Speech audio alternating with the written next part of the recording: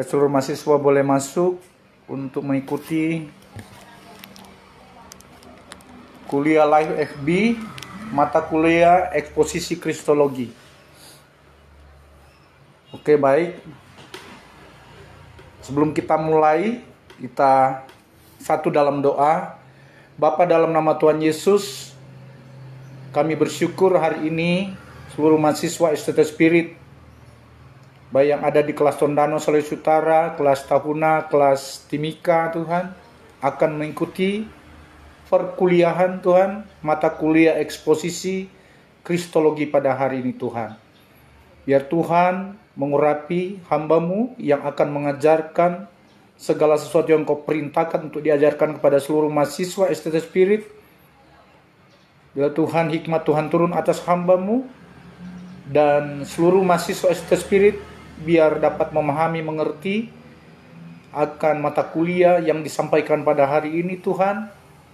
Biar mereka semua diperlengkapi dengan pengetahuan yang benar tentang anak Allah, yaitu Yesus Kristus, Tuhan dan Juru Selamat kami. Terima kasih Tuhan Yesus, kami serahkan Tuhan perkuliahan pada hari ini dalam tangan kuasa-Mu. Tuhan berikan signal yang baik bagi seluruh mahasiswa STT Spirit yang akan mengikuti kuliah Live FB ini, Tuhan. Biar Tuhan tidak ada gangguan signal, mereka bisa mendapatkan signal terbaik dan dapat mengikuti dengan baik pada perkuliahan pada hari ini, Tuhan. Dalam nama Tuhan Yesus Kristus kami segera mulai perkuliahan ini. Haleluya. Amin. Puji Tuhan. Shalom semua mahasiswa STT Spirit. Kita yel STT Spirit. Spirit go. Bertumbuh, berbuah, menuai. Puji Tuhan. Baiklah, kita akan mulai mata kuliah hari ini, eksposisi Kristologi. Jadi eksposisi Kristologi adalah mata kuliah yang diambil dari mata kuliah Kitab Para Nabi dan Syair, dan saya beri nama mata kuliah eksposisi Kristologi karena kita akan belajar kembali lebih dalam lagi tentang pengetahuan tentang Allah di dalam Kristus Yesus. Dan ini sangat berkaitan dengan mata kuliah Kitab Para Nabi dan Syair. Di dalam Lukas 24 ayat 44 berkata, Ia berkata kepada mereka, inilah perkataanku yang telah kukatakan kepadamu ketika aku masih bersama-sama dengan kamu, yakni bahwa harus digenapi semua yang ada tertulis tentang aku dalam kitab Taurat Musa dan kitab Nabi-Nabi dan kitab Mazmur. Jadi di sini menekankan di dalam Lukas 24 ayat 44 bahwa yang akan kita pelajari, akan kita kaji hari ini tentang Kristologi, yaitu yang tertulis tentang Kristus Yesus Tuhan kita dalam kitab Taurat Musa dan kitab Nabi-Nabi dan kitab Syair. Nah, itu sebabnya ini adalah bagian dari mata kuliah Kitab Para Nabi dan Syair, dan saya berikan perubahan, yaitu mata kuliah eksposisi Kristologi. Nah, eksposisi Kristologi dalam Kitab Para Nabi dan Syair. Kita mulai dari kata eksposisi. Eksposisi itu dari kata expose. Dalam bahasa Inggris expose atau reveal. Expose atau reveal yang berarti menampakkan, membuka atau mengungkapkan. Saya ambil kata bahwa eksposisi yang akan kita pelajari hari ini, eksposisi Kristologi, adalah mengungkapkan tentang siapa Yesus, mengungkapkan tentang pribadi Tuhan Yesus Kristus. Dalam materi ini dikembangkan dari materi Kristologi 1 sampai 2 menjadi materi eksposisi kitab para nabi dan syair untuk mahasiswa pasca sarjana. Tetapi supaya mahasiswa baru juga yang ambil program S1 dapat lebih dalam mengenal tentang Kristologi, bisa dapat mengikuti mata kuliah eksposisi Kristologi. Yang minggu lalu Pendeta Dr. Jemi Rawung MTH telah menyampaikan tentang Kristologi bagian pertama. Ini Kristologi 2, yaitu eksposisi Kristologi. Materi ini akan mengungkapkan atau mengekspos tentang pribadi Kristus dan sifat kealahannya yang sejak awal telah dinyatakan dalam kitab para nabi dan kitab syair. Jadi yang dikaji di dalam mata kuliah hari ini yaitu eksposisi Kristologi, yaitu kita mengekspos tentang pribadi Kristus dan sifat kealahannya yang sejak awal telah dinyatakan dalam kitab para nabi dan kitab syair. Jadi sesuai dengan dasar-dasar Alkitab dalam Perjanjian Lama dan Perjanjian Baru, kita akan lebih dalam untuk kita dapat mengenal Kristus dan sifat-sifat kealahannya, sehingga kita benar-benar memiliki sesembahan yaitu hanya satu Allah, hanya satu Tuhan, yaitu Yesus Kristus. Jadi tidak memiliki sesembahan ganda atau lebih daripada satu. Kita hanya menyembah pada satu Tuhan dan satu Allah, yaitu Yesus Kristus. Namun kita akan melihat kebenaran di dalam Alkitab, sehingga kita tidak meragukan lagi tentang kealahan Kristus atau ketuhanan Kristus. Pengenalan akan Kristus adalah pengajaran mulia. Jadi di dalam Filipi 3 ayat 7 sampai 8 dan ayat 13 sampai 14. Saya akan bacakan Filipi pasal 3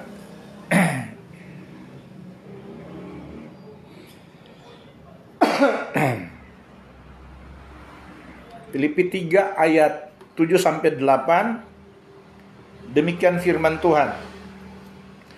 Tetapi apa yang dahulu merupakan keuntungan bagiku sekarang kuanggap rugi karena Kristus. Malahan segala sesuatu kuanggap rugi karena pengenalan akan Kristus Yesus Tuhanku lebih mulia daripada semuanya. Oleh karena dialah aku telah melepaskan semuanya itu dan menganggapnya sampah supaya aku memperoleh Kristus. Jadi kita belajar pengenalan akan Kristus adalah pengajaran yang mulia. Artinya di dalam pendidikan teologia kita tentunya belajar tentang siapa itu Tuhan. Dari kata theos dan logos, teologi. Theos dan logos, pengenalan pengetahuan atau ilmu tentang Tuhan. Sehingga ini adalah pengajaran yang mulia karena kita akan belajar tentang ketuhanan Kristus atau kealahan Kristus. Seperti yang Rasul Paulus katakan bahwa malahan segala sesuatu kuanggap rugi karena pengenalan akan Kristus Tuhanku lebih mulia daripada semuanya. Makanya inti dari pengajaran ilmu teologi adalah pengajaran tentang Kristus atau pengenalan tentang Allah atau Tritunggal Allah. Ini inti dari pendidikan teologian. Karena dialah aku telah melepaskan semuanya itu dan menganggapnya sampah supaya aku memperoleh Kristus. Jadi pengajaran ini membuat akhirnya seluruh kita, para mahasiswa, dapat memperoleh Kristus, satu-satunya Tuhan dan Allah kita. Kemudian di ayat 13 sampai 14. Filipi pasal 3 ayat 13 sampai 14. Saudara-saudara, aku sendiri tidak menganggap bahwa aku telah menangkapnya, Tetapi ini yang kulakukan, aku melupakan apa yang telah di belakangku dan mengarahkan diri kepada apa yang di hadapanku, dan berlari-lari kepada tujuan untuk memperoleh hadiah, yaitu panggilan surgawi dari Allah dalam Kristus Yesus. Perhatikan kata dari Allah dalam Kristus Yesus. Jadi kata Allah di sini menunjuk kepada Kristus, karena Allah itu Tritunggal, Allah itu Bapa, Anak, dan Roh Kudus itu ada di dalam Kristus Yesus sebagai wujud Allah. Nah, kemudian bangsa Yahudi binasa karena tidak mengenal Allah. Itu tercatat di dalam Hosea 4 ayat 1 dan 6.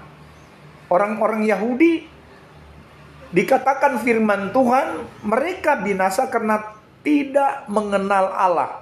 Nah, itu sebabnya inti pengajaran di dalam pendidikan teologi, pengenalan akan Allah, ilmu tentang Tuhan.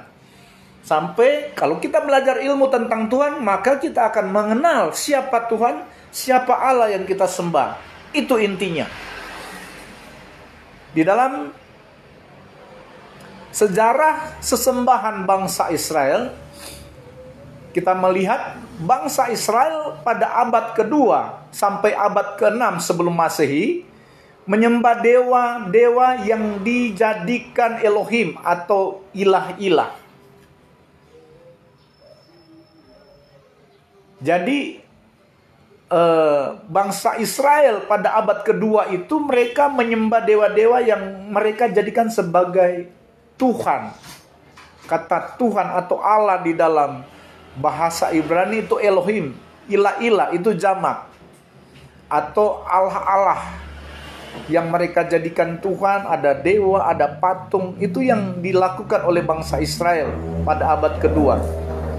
Nah, di sini saya mencatat ada dewa bangsa Sidon yang disebut Astoret Elohim. Nah, ini ada banyak-banyak yang mereka sembah, yang mereka sebut Astoret Elohim. Ini dewa bangsa Sidon. Mereka punya banyak dewa-dewa. Dewa-dewa Asterot Elohim. Kemudian dewa bangsa Moab itu Kemos Elohim. Kemudian dewa bangsa Amon yaitu Milkom Elohim. Kemudian dewa bangsa Amori yaitu Amuru Elohim. Kemudian dewa bangsa Israel Yahweh Elohim. Jadi ini Yahweh adalah dewa yang dijadikan bangsa Israel pada waktu itu sebagai Tuhan mereka. Jadi dewa, nama dewa yang dijadikan Tuhan, bukan Tuhan sesungguhnya, tetapi nama dewa. Jadi itu sudah disinggung di dalam Kristologi 1 bahwa Yahweh ini adalah dewa, bukan Tuhan. Jadi sejak tahun 1960 aliran Yahweh masuk di Amerika, dan tahun 2006 aliran Yahweh mulai masuk di Indonesia. Dan dia memang sudah menyebar di bangsa-bangsa lain. Aliran ini adalah aliran yang mengajarkan tentang Injil lain. Karena kalau bicara tentang Injil yang benar berarti Injil Kristus. Kalau Injil yang lain berarti Injil di luar Kristus, termasuk Injil Yahweh atau Injil yang membawa nama yang bukan Kristus atau Yesus. Haleluya. Nah, kita lihat Kristus di dalam kitab para nabi. Kristus dalam kitab para nabi. Nah, di dalam kitab para nabi mengungkapkan, di dalam kitab Nabi Musa ada pengungkapan. Dalam kitab Nabi Musa, dalam Kejadian 1 ayat 1, dikatakan pada mulanya Allah menciptakan langit dan bumi. Jadi di sini kita juga akan sedikit belajar tentang hermeneutika atau eksegesa. Kata pada mulanya di dalam Kejadian 1 ayat 1 itu memiliki arti alfa atau yang awal. Pada awalnya, alfa pada awalnya atau pada mulanya.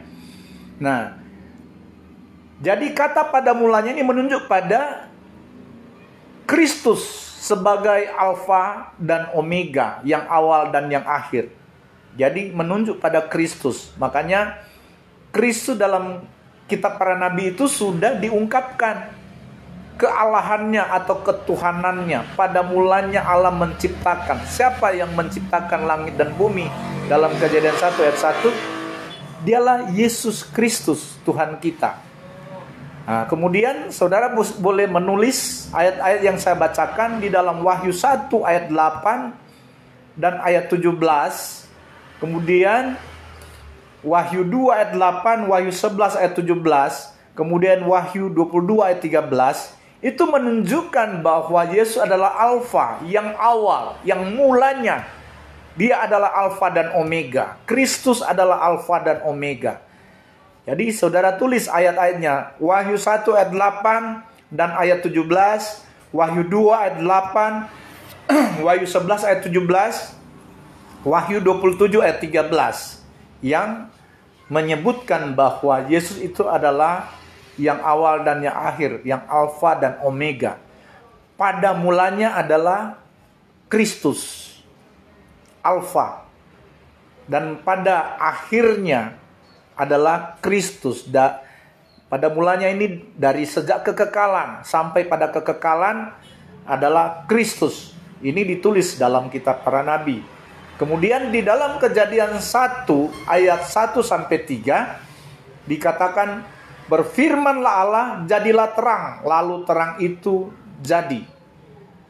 Jadi di sini dikatakan berfirmanlah Allah. Kata berfirmanlah Allah itu menunjuk kepada Kristus adalah firman yang hidup. Siapa yang berfirman? Yesus Kristus. Dia firman yang hidup, yang berfirman. Jadilah terang, lalu terang itu jadi. Kejadian 1 ayat 1 sampai 3 bisa nanti dibaca. Mulai sejak pada mulanya Allah menciptakan langit dan bumi, dan ayat ketiga Dia mulai menciptakan melalui perkataan firman-Nya. Siapa firman itu? Kristus, firman yang jadi manusia.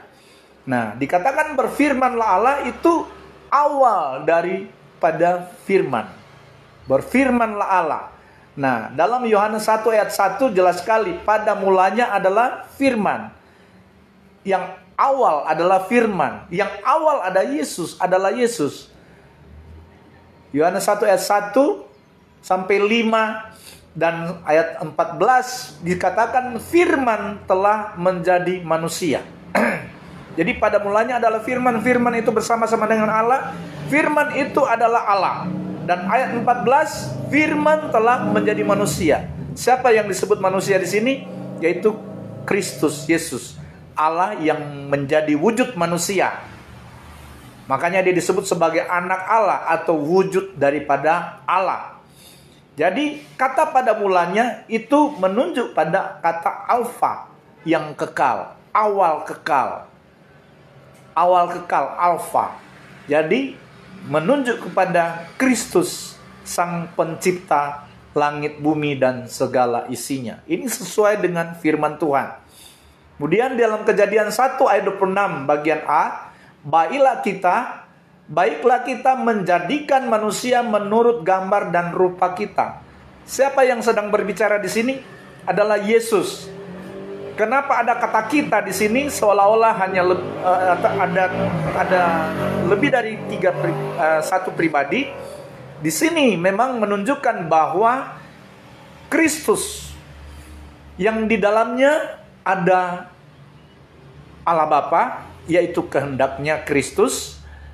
Ada Allah Anak, yaitu firman yang jadi wujud manusia. Kemudian adalah Roh Kudus, yaitu kuasanya. Nah, ketiga ini adalah pribadi dari yang ada di dalam Kristus. Tiga pribadi yang ada di dalam Kristus, yaitu Bapa, Anak, Roh Kudus. Atau saya sebutkan, Bapa adalah kehendaknya, rencananya, rancangannya, idenya, itu kehendak. Itu yang disebut kehendak Bapa yang ada di dalam Kristus. Kemudian firman. Firman itu yang jadi wujud manusia. Karena Allah memang itu bukan tanpa wujud. Allah itu punya wujud. Sehingga dia datang ke dalam dunia, dia menyatakan wujudnya kan. Dia menunjukkan wujudnya kepada manusia. Jadi jangan sampai terpengaruh dengan ajaran-ajaran yang saya pernah dengar ada seorang hamba Tuhan mengajarkan bahwa Allah itu tanpa wujud. Nah ini, karena tidak belajar Alkitab, tidak belajar kebenaran firman, sehingga menganggap Allah itu tanpa wujud. Allah itu ada wujud, yaitu Kristus. Wujudnya Kristus. Nah, di dalam Kristus itu ada Allah Bapa, Allah Anak, Allah Roh Kudus. Wujud daripada Allah itu ya Yesus Kristus. Dialah Allah itu. Jadi Trinitas Allah mencipta manusia, dan wujud daripada Tritunggal ini adalah Kristus atau Tuhan Yesus Kristus. Wujud daripada Allah atau wujud tunggal Allah. Makanya kan Yohanes 3:16, karena begitu besar kasih Allah akan dunia ini sehingga dikaruniakannya anaknya yang tunggal itu. Siapa anak yang tunggal itu? Anak tunggal sebenarnya memiliki arti wujud tunggal atau wujud satu-satunya. Anak tunggal itu wujud satu-satunya. Dia mengaruniakan, artinya dia mengosongkan dirinya, datang ke dalam dunia untuk tujuan menyelamatkan manusia, sehingga barang siapa yang percaya kepadanya tidak binasa, melainkan beroleh hidup yang kekal. Dialah wujud tunggal itu. Anak tunggal menunjuk pada pengertian wujud tunggal Allah, yaitu Yesus. Jadi artinya tidak ada wujud yang lain selain Yesus. Yang kita bisa sebut Allah atau Tuhan, tidak ada wujud lain selain Yesus. Seperti itu. Kemudian di sini ada skema gambar seperti segitiga di sini. Ada kata Bapa, Anak, dan Roh Kudus yang digambarkan segitiga, dan di tengahnya itu atau inti daripada Tritunggal ini yaitu Kristus sebagai wujud Allah atau wujud Tuhan. Nah, kita lihat di dalam skema ini ada Allah Bapa, Yesaya 55 saya bacakan. Jadi ada ayatnya semua di sini. Jadi Allah Bapa itu adalah kehendak daripada Yesus. Jadi saya bacakan ayatnya di sini, Yesaya 55 ayat 8 sampai 9. Yesaya 55 ayat 8 sampai 9. Demikian firman Tuhan. Sebab rancanganku bukanlah rancanganmu, dan jalanmu bukanlah jalanku. Demikianlah firman Tuhan. Seperti tingginya langit dari bumi, demikianlah tingginya jalanku dan jalanmu, dan rancanganku dari rencanamu. Yang seperti yang saya katakan tadi, bahwa Allah Bapa itu adalah rancangan Allah, rancangan Kristus, rencana Yesus, kehendak Yesus. Jadi itu disebut Bapa, karena disebutkan di dalam Alkitab juga Bapa itu sumber segala sesuatu. Artinya kehendak Kristus itu sumber segala sesuatu. Semua dari rencananya, semua dari kehendaknya. Nah, itu sebabnya Bapa itu diterjemahkan sebagai kehendak daripada Kristus. Itu disebut Allah Bapa, kehendak Kristus. Kemudian bisa dilihat juga Mazmur 115 ayat 3. Mazmur 115 ayat 3. Saya akan bacakan Mazmur 115 ayat yang ketiga. Demikian firman Tuhan. Allah kita di surga, Ia melakukan apa yang dikehendakinya. Jadi Yesus Kristus Dia adalah sumbernya. Yesus itu di surga. Dia memang pada mulanya dia ada di surga dan menciptakan segala sesuatu. Makanya dikatakan Allah itu atau Allah kita di surga, Ia melakukan apa yang dikehendakinya. Jadi segala sesuatu yang terjadi mulai dari penciptaan langit bumi dan segala isinya sampai masa sekarang ini, segala sesuatu dijadikan oleh Dia, diciptakan oleh Dia, untuk Dia, dan bagi Dialah kemuliaan untuk selama-lamanya. Jadi semua dari rencana kehendak daripada Yesus, sehingga semuanya jadi. sumber dari segala sesuatu, yaitu kehendak daripada Kristus atau disebut dengan Allah Bapa. Kemudian kita bisa lihat sekarang kita pribadi kedua, tadi Allah Bapa pribadi pertama, pribadi kedua Allah Anak, yaitu wujud daripada Allah itu yang disebut firman. Firman yang jadi manusia, firman yang jadi wujud atau menyatakan wujud. Yesaya 55 ayat 11. Saya baca Yesaya 55 ayat 11. Yesaya 55 ayat 11. Demikian firman Tuhan. Demikianlah firmanku yang keluar dari mulutku. Ia tidak akan kembali kepadaku dengan sia-sia, tetapi ia akan melaksanakan apa yang ku kehendaki. Jadi pada waktu Yesus menyampaikan perkataan firman, jadilah terang, itu sudah dari kehendaknya, ya, dari disebut Allah Bapa. Ada kehendak dulu, ada Bapanya atau kehendaknya. Kemudian setelah ada rencana, ada kehendak, maka dia berkata, jadilah terang. Makanya dikatakan, tetapi ia akan melaksanakan apa yang dikehendaki dan akan berhasil dalam apa yang kusuruhkan kepadanya. Itu sebabnya ketika Yesus datang ke dalam dunia, kata firman Tuhan, Allah mengutus anaknya. Allah mengutus anaknya, itu kehendaknya yang utus dia. Bukan ada wujud lain yang mengutus Yesus. Dari ada kehendaknya yang mengutus Yesus Tuhan kita, Allah kita, untuk menjadi sama seperti manusia. Dia kosongkan dirinya, datang ke dalam dunia untuk tujuan juga, selain untuk menyatakan diri atau menyatakan wujudnya kepada manusia, dia juga mau menebus dosa dan pelanggaran manusia. Jadi anak Allah, yaitu firman yang jadi manusia. Jadi segala sesuatu yang dikehendaki Tuhan, kemudian dia suruh sampaikan. Dari kehendaknya menyampaikan segala sesuatu, maka semua berhasil dalam apa yang kusuruhkan kepadanya, kata firman Tuhan. Kemudian Yohanes 8 ayat 42. Kita lihat di Perjanjian Baru, Yohanes 8 ayat 42. Kata Yesus kepada mereka, jikalau Allah adalah Bapamu, kamu akan mengasihi aku, sebab aku keluar dari dan datang dari Allah. Jadi ini Yesus adalah wujud daripada Allah itu, semua dari ide, dari kehendaknya, sehingga dia mengosongkan dirinya untuk jadi sama seperti manusia, untuk datang ke dalam dunia.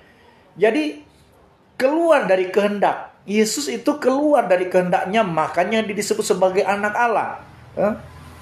Saya bacakan lagi, kata Yesus kepada mereka, jikalau Allah adalah Bapamu, kamu akan mengasihi aku, sebab aku keluar dari dan datang dari Allah.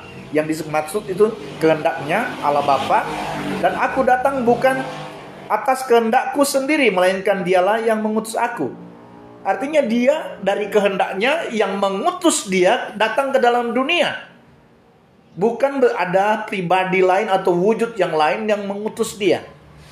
Jadi kehendaknya sendiri, rencananya sendiri, sehingga dia mengosongkan diri menjadi sama seperti manusia, sehingga itu disebut diutus oleh kehendaknya atau oleh Bapanya. Itu anak Allah.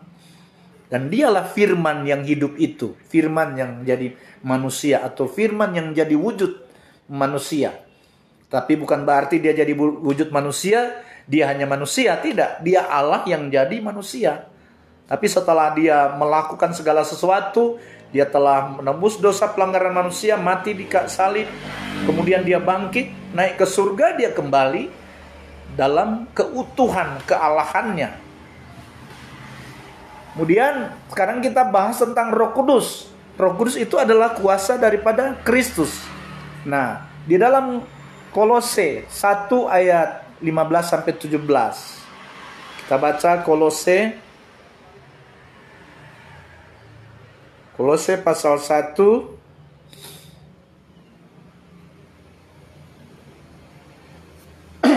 Kolose pasal 1 ayat 15 sampai 17.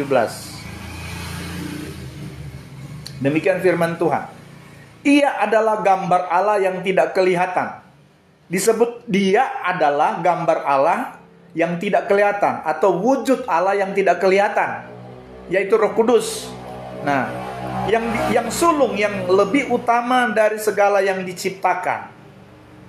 Roh Kudus ini adalah Yesus sendiri. Roh Kudus itu ada di dalam dia, di dalam Kristus. Dia memang yang utama, artinya dia karena dia ada di dalam Kristus. Roh Kudus itu kuasa daripada Kristus. Ayat 16. Kolose 1 ayat 16.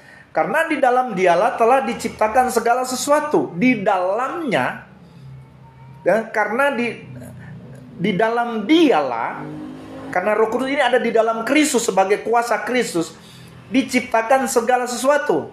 Karena waktu dia menyampaikan perkataan firman-Nya, maka yang melakukan kuasanya yaitu Roh Kudus untuk menciptakan segala sesuatu atau melakukan apa yang difirmankannya. Jadi Yesus adalah wujud Allah, firman yang jadi manusia. Saat dia berkata, jadilah terang, maka terang itu jadi. Siapa yang melakukan sehingga terang itu jadi? Yaitu Roh Kudus yang ada di dalam Kristus, kuasa yang ada di dalam Kristus. Jadi karena di dalam dialah diciptakan segala sesuatu yang ada di surga dan yang ada di bumi, yang kelihatan dan yang tidak kelihatan, baik singgasana maupun kerajaan, baik pemerintah maupun penguasa, segala sesuatu diciptakan oleh dia dan untuk dia. Segala sesuatu dikatakan mulai dari pada mulanya Allah menciptakan. Diciptakan oleh siapa? Oleh dia, yaitu Kristus, pencipta segala sesuatu. Jadi diciptakan oleh dia dan untuk dia. Ayat 17, ia ada terlebih dahulu dari segala sesuatu. Yesus itu sudah ada terlebih dahulu dari segala sesuatu. Yang awal itu dia. Sebelum segala sesuatu ada, itu dia sudah ada. Ia ada terlebih dahulu dari segala sesuatu, dan segala sesuatu ada di dalam dia. Artinya segala sesuatu ada di dalam kekuasaannya Kristus. Makanya dia yang berkuasa di surga maupun di bumi. Nah, ini penting kita tahu. Inilah Roh Kudus, kuasa daripada Kristus. Nah, kemudian kita lihat di sini kita sudah belajar tentang 3 pribadi yang ada di dalam satu wujud, yaitu Kristus. Nah, kalau dalam Kolose 1 ayat 19 dikatakan demikian. Kolose 1 ayat 19.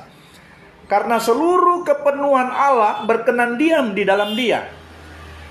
Seluruh kepenuhan kealahan berkenan diam di dalam dia. Kalau kita lihat di dalam Kolose 2 ayat 9. Kolose 2 ayat 9 lebih jelas mengatakan begini. Kolose 2 ayat 9. Sebab di dalam dialah berdiam secara jasmania. Di dalam Kristus berdiam secara wujud. Dikatakan jasmania ini secara wujud. Seluruh kepenuhan kealahan. Artinya seluruh kepenuhan kealahan itu Bapa, Allah Bapa, Allah Anak, Allah Roh Kudus. Itu wujudnya Kristus. Di dalam wujud Kristus, baik Bapa adalah kehendak Kristus, kemudian Anak adalah firman Kristus yang jadi manusia, kemudian Roh Kudus. Ketiganya itu berkenan diam di dalam dia secara jasmania atau secara wujud. Jadi Tritunggal Allah Bapa, Anak, Roh Kudus itu wujudnya adalah Yesus. Sama seperti manusia sebenarnya. Kenapa Tuhan ciptakan manusia menurut gambar dan rupa Allah? Karena manusia juga memiliki Tritunggal manusia, yaitu tubuh, jiwa, dan roh, dan ketiganya itu satu, yaitu manusia. Tubuh, jiwa, dan roh itu wujudnya satu, manusia.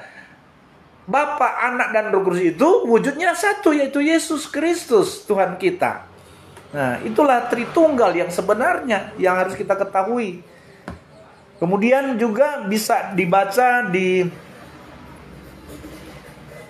1 Tesalonika 5 ayat 18. 1 Tesalonika 5 ayat 18.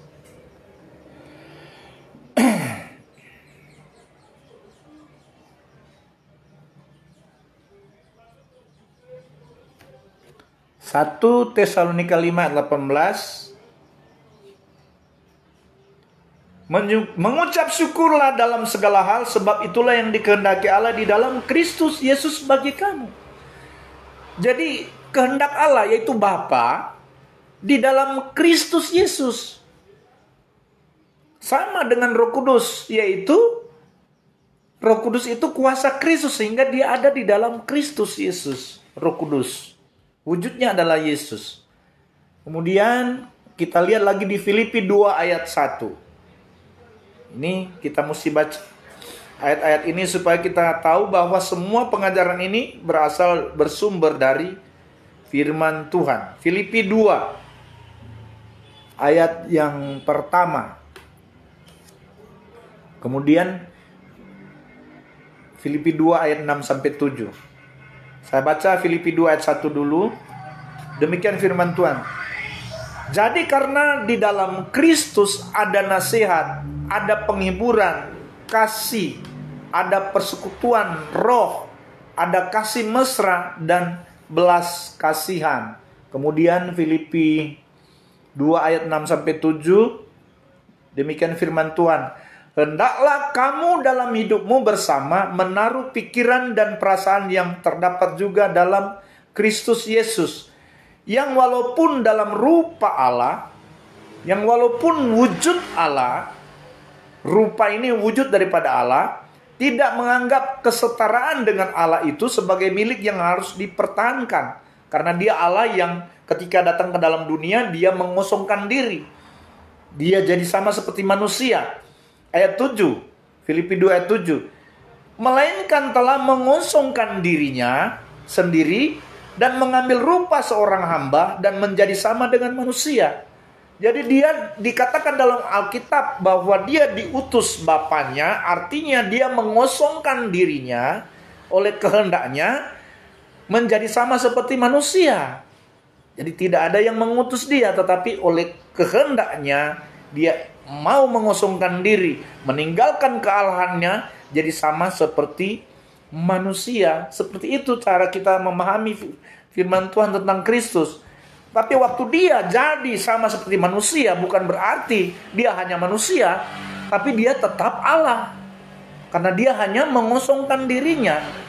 Karena setelah dia mati, dia kembali pada kealahannya sampai dia naik ke surga. Yang berkuasa di surga maupun di bumi, Yesus Kristus, Tuhan kita.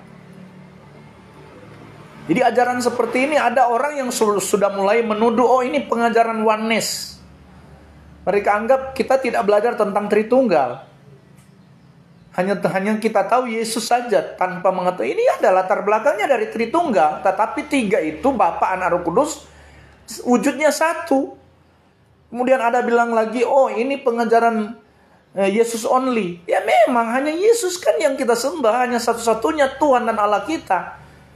Tapi saya tidak pernah tahu, hanya diberi julukan saja oleh orang-orang yang mau menentang pengajaran tentang kealahan ini.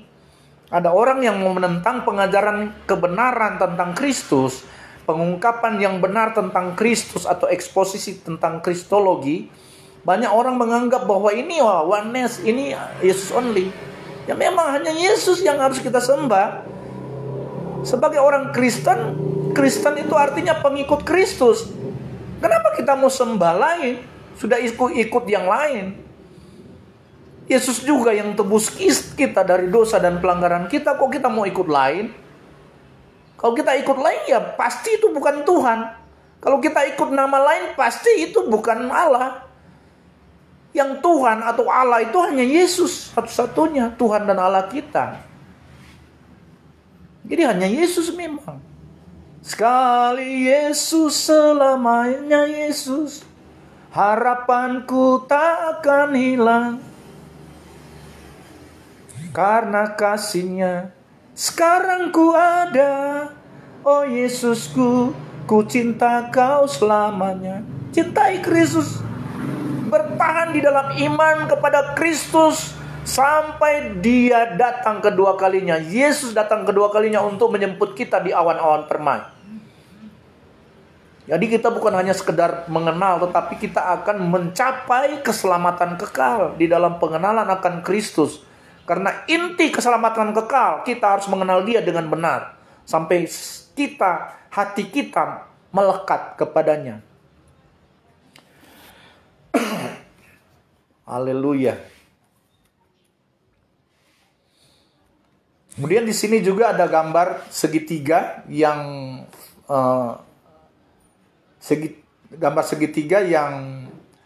berpusat pada manusia. Berpusat pada manusia itu jiwa atau kehendak daripada manusia, kemudian tubuh atau organ daripada manusia, kemudian roh manusia atau batinia. Tetapi ketiganya itu kan di dalam satu wujud manusia. Jadi gambarannya sama seperti Tunggal Allah. Bapa, Anak, Roh Kudus ada di dalam Kristus sebagai fokus pujian penyembahan kita, fokus sesembahan kita. Demikian Tritunggal manusia dari jiwa atau kehendak kemauannya, tubuh atau organ tubuh, kemudian roh manusia itu wujudnya satu, yaitu manusia. Tubuh, jiwa, dan roh wujudnya satu, yaitu manusia.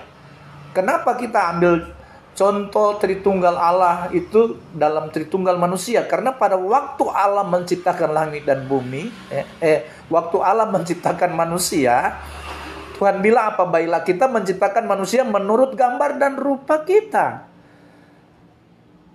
Dan ternyata benar, manusia itu ada Tritunggalnya. Seperti Allah, Yesus Kristus. Tritunggalnya Bapa, Anak, Roh Kudus. Wujudnya satu, yaitu Yesus. Begitu juga manusia, ada Tritunggal, tubuh, jiwa, dan roh. Wujudnya satu, yaitu manusia. Jadi inilah pengajaran yang benar tentang Tritunggal Allah. Haleluya. Jadi 3 pribadi dalam satu wujud manusia. Tubuh, jiwa, dan roh itu adalah 3 pribadi yang ada dalam wujud manusia. Satu wujud manusia. Haleluya.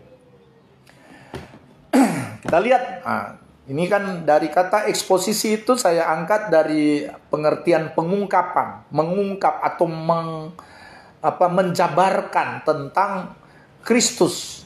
Jadi pengungkapan Nabi Abraham dalam Kejadian 21 ayat 33. Lalu Abraham menanam sebatang pohon tamariska di Beersheba dan memanggil di sana nama Tuhan, Allah yang kekal. Jadi kata Allah yang kekal ini sama arti dari Alfa dan Omega, itu dari kekal sampai kekal. Jadi Allah yang kekal itu menunjuk pada Kristus Yesus.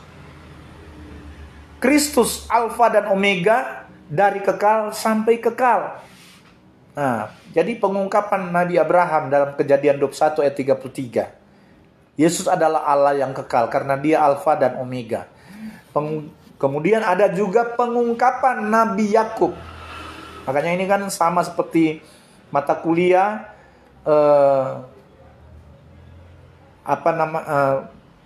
kitab para nabi dan rasul. Pengungkapan Nabi Yakub, Kejadian 32 ayat 28. Lalu kata orang itu, namamu tidak akan disebutkan lagi Yakub, tetapi Israel, sebab engkau telah bergumul melawan Allah dan manusia. Nah, kita lagi masuk sedikit tentang eksegesa atau penafsiran, hermeneutika. Di sini dikatakan bahwa waktu Yesus berkata kepada Yakub, lalu kata orang itu, siapa orang itu? Yaitu Yesus. Namamu tidak akan disebutkan lagi Yakub, tetapi Israel. Yang mengganti nama Yakub jadi Israel yaitu Yesus. Sebab engkau telah bergumul melawan Allah dan manusia. Kenapa di sini ada kata Allah dan manusia? Karena memang Yesus itu adalah Allah yang jadi manusia. Ini kan bagian daripada pernyataan bahwa Allah dan manusia itu menunjuk pada Kristus Yesus. Dia disebut anak manusia, tapi huruf besar anak manusia. Tapi dia adalah Allah itu. Dia Allah dan manusia. Makanya ini yang menyampaikan atau mengubah nama Yakub menjadi Israel itu Yesus. Jadi ini jelas sekali. Pengungkapan ada di sini. Allah dan manusia. Kemudian pengungkapan Nabi Yakub juga, atau disebut Israel, dalam Kejadian 48 ayat 15. Kejadian 48 ayat 15. Sesudah itu diberkatinyalah Yusuf, katanya, nenekku dan ayahku Abraham dan Ishak telah hidup di hadapan Allah itu sebagai Allah yang telah menjadi gembalaku. Nah, siapa gembala yang diungkapkan di dalam Kejadian 48 ayat 15 ini, yang disebutkan oleh Nabi Yakub? Gembala yang dimaksud itu menunjuk pada Yesus Kristus, gembala yang baik. Yesus Kristus itu adalah gembala yang baik. Jadi sebutan gembala itu menunjuk kepada Yesus Kristus. Kemudian pengungkapan Nabi Yakub atau Israel dalam Kejadian 49 ayat 18. Aku menanti-nantikan keselamatan yang daripadamu ya Tuhan. Jadi kata keselamatan juga menunjuk pada Kristus Sang Juru Selamat. Kita lebih kaji lagi, lebih dalam. Kesaksian Yesus Kristus kepada orang Yahudi. Nah, Yesus sendiri menyaksikan tentang dirinya kepada orang Yahudi. Yohanes 5 ayat 46.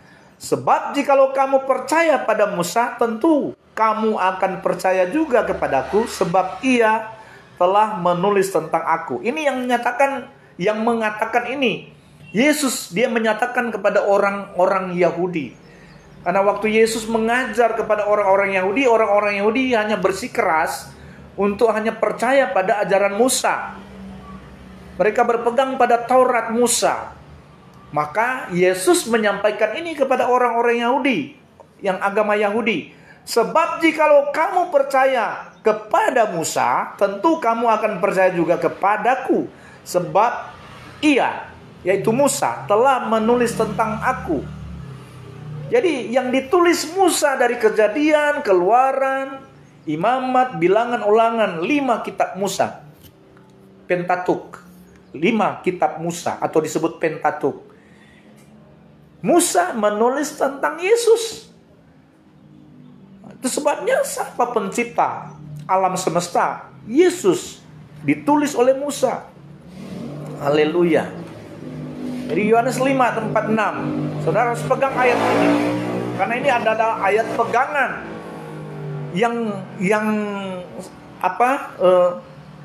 Yang jangan kita lupakan. Artinya karena ini pegangan di mana kita harus percaya bahwa sejak dari kitab Kejadian sampai kitab Wahyu, itu semua ditulis dalam Alkitab, itu semua sebenarnya menulis tentang Yesus. Kitab para nabi, kitab syair, kitab para rasul, semua nubuatan-nubuatan itu semua menunjuk pada Yesus semua. Jadi dari Kejadian sampai Wahyu sebenarnya semua berfokus penulisan itu kepada Kristus. Fokus penulisan para nabi, para rasul, kitab syair semua, Mazmur, itu semua berfokus pada Yesus. Pengungkapan kitab nabi, para nabi di dalam kitab Imamat sampai Maliaki. Jadi banyak sekali para nabi-nabi kecil yang menulis tentang Kristus. Contoh di dalam Imamat 26 ayat 6a. Imamat 26 ayat 6a. Dan aku akan memberi damai sejahtera di dalam negeri itu, sehingga kamu akan berbaring dengan tidak dikejutkan oleh apapun. Di situ ada kata apa? Damai sejahtera. Siapa damai sejahtera itu? Yesus Kristus, Raja Shalom. Dialah damai sejahtera itu. Dia Raja Damai. Seperti di dalam Yesaya 9 ayat 5. Dan namamu akan disebutkan orang, penasihat ajaib, Allah yang perkasa, Bapa yang kekal, Raja damai. Jadi kata damai sejahtera itu menunjuk pada Yesus. Sesuai dengan Yohanes 14 ayat 27. Saya baca Yohanes 14 ayat 27. Yohanes 14 ayat 27. Damai sejahtera ku tinggalkan bagimu, damai sejahtera ku berikan kepadamu, dan apa yang kuberikan tidak seperti yang diberikan oleh dunia kepadamu. Janganlah gelisah dan gentar hatimu. Jadi ini yang Yesus katakan, damai sejahtera ku berikan kepadamu. Yesus memberikan damai sejahtera pada murid-muridnya. Murid-murid itu termasuk orang-orang percaya. Seluruh mahasiswa yang percaya kepada Yesus disebut sebagai murid-murid Kristus. Damai sejahtera Kristus diberikan kepada kita. Jadi ini yang ditulis oleh Imamat 26 ayat 6.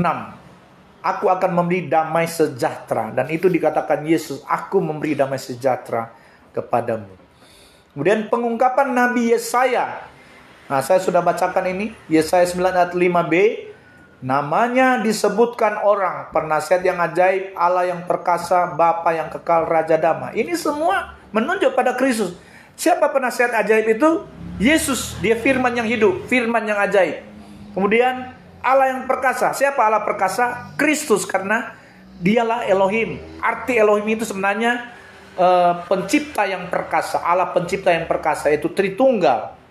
Yang tiga pribadi yang ada di dalam wujud Yesus, dia disebut Elohim atau Allah yang perkasa. Pencipta, Allah pencipta yang perkasa. Kemudian Bapa yang kekal. Siapa Bapa yang kekal? Yesus. Yohanes 10 ayat 30 berkata, aku dan Bapa adalah satu. Itu Yesus katakan, aku dan Bapa satu. Jadi Bapa itu adalah Yesus. Wujud daripada Bapa adalah Yesus. Kemudian Raja damai. Setiap Natal kita pasti akan menyebut Yesus sebagai Raja damai. Yesus adalah damai sejahtera itu.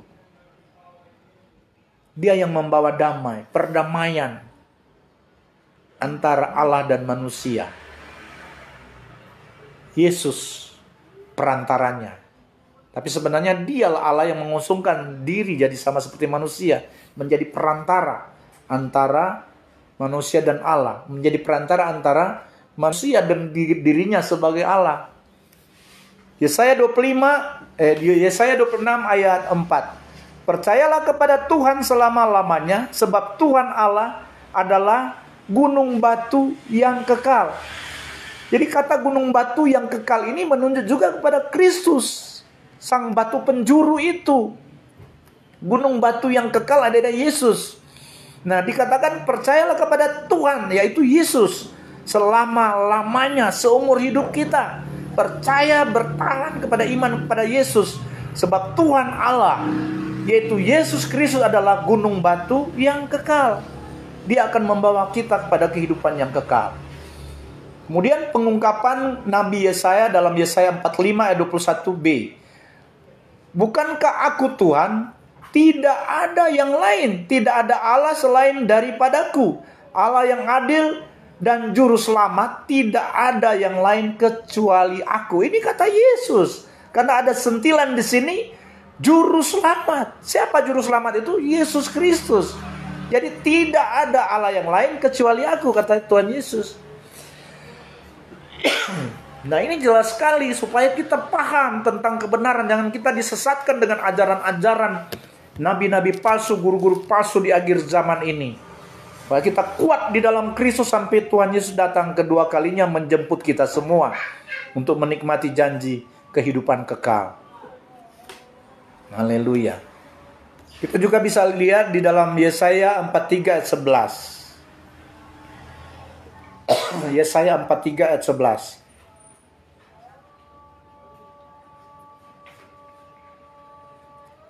Yesaya 43 ayat 11. Demikian firman Tuhan.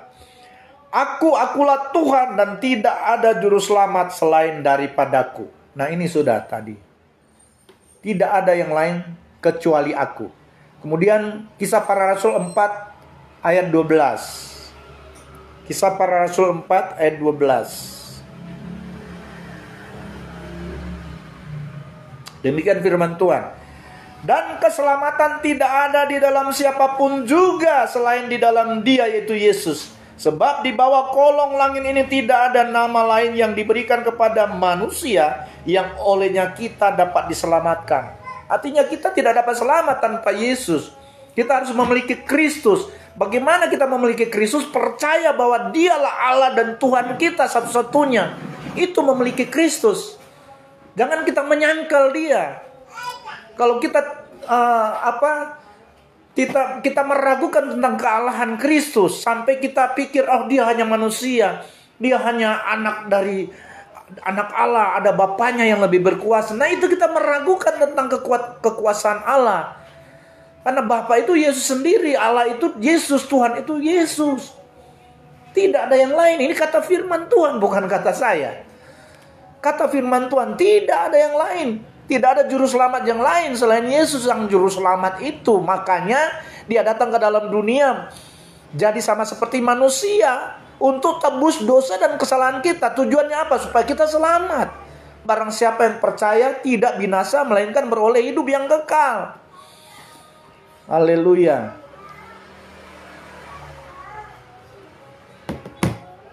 Kemudian pengungkapan kitab syair. Tadi kan kitab para nabi dan kitab syair.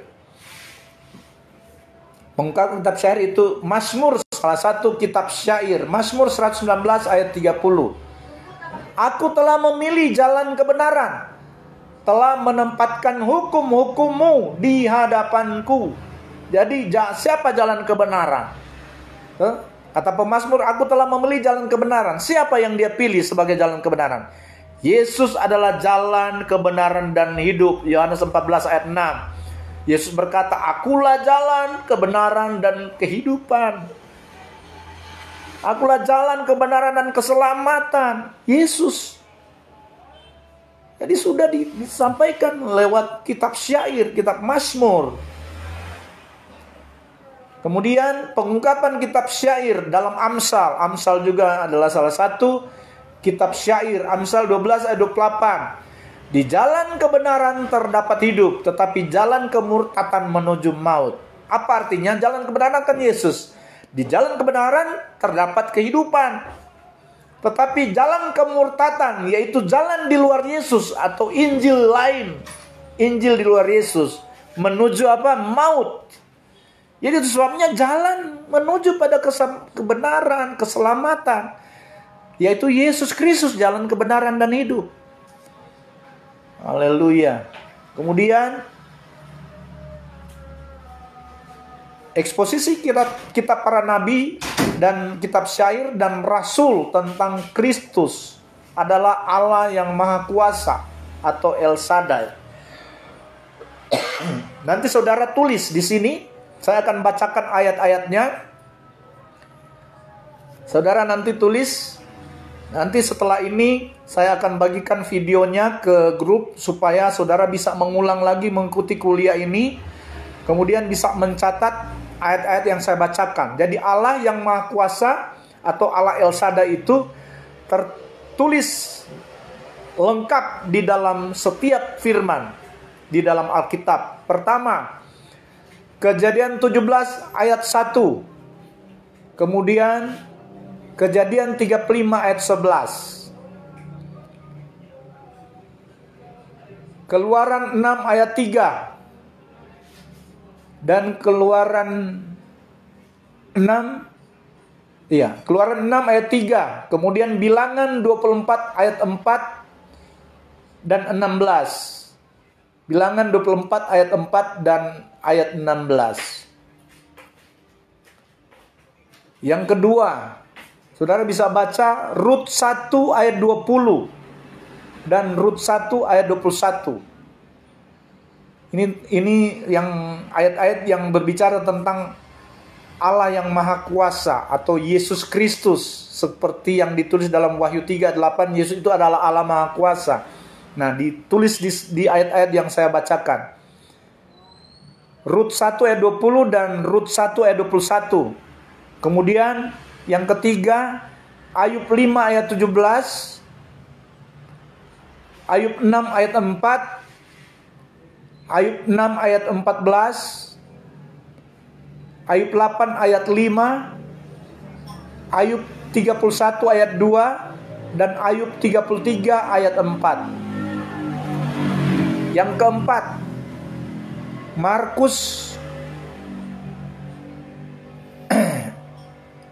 Mazmur bukan Markus. Yang keempat, Mazmur 50 ayat 1, Mazmur 68 ayat 14, Mazmur 91 ayat 1. Yang kelima, Yesaya 40 ayat 26, Yesaya 60 ayat 16. Yang keenam, Yeskiel 1 ayat 24, Yeskiel 10 ayat 5. Yang ketujuh, Daniel 4 ayat 25, Daniel 4 ayat 32 dan 34, Daniel 5 ayat 14, Yoel 1 ayat 15. Kemudian ke-8, Matius 26 ayat 64, Markus 14 ayat 62, Lukas 1 ayat 38 dan 49. Lukas 1 ayat 35 dan Lukas 1 ayat 49. Kemudian yang ke-9, 2 Korintus 5 ayat 18. Kemudian yang ke-10 yang terakhir, Wahyu 1 ayat 8, Wahyu 4 ayat 8, Wahyu 11 ayat 17, Wahyu 15 ayat 3, Wahyu 16 ayat 7, Wahyu 16 ayat 14, Wahyu 19 ayat 6, dan Wahyu 19 ayat 15. Dari Kejadian sampai Wahyu ini saya sudah bacakan ya ayat-ayat tentang Kristus Allah yang Maha Kuasa atau El Shaddai. Jadi nanti saudara kembali bisa mengikuti lewat video yang nanti dikirim di grup supaya bisa menulis ayat-ayat yang saya telah bacakan tadi. Di dalam 1 Korintus 10 ayat 3 sampai 4, mereka semua makan makanan rohani yang sama dan mereka semua minum minuman rohani yang sama, sebab mereka minum dari batu karang rohani yang mengikuti mereka, dan batu karang itu ialah Kristus. Nah, yang terakhir saya akan memberikan tugas. Saudara bisa bikin tugas minimal 2 halaman. Nah, tugas ini seperti buat makalah minimal 2 halaman saja.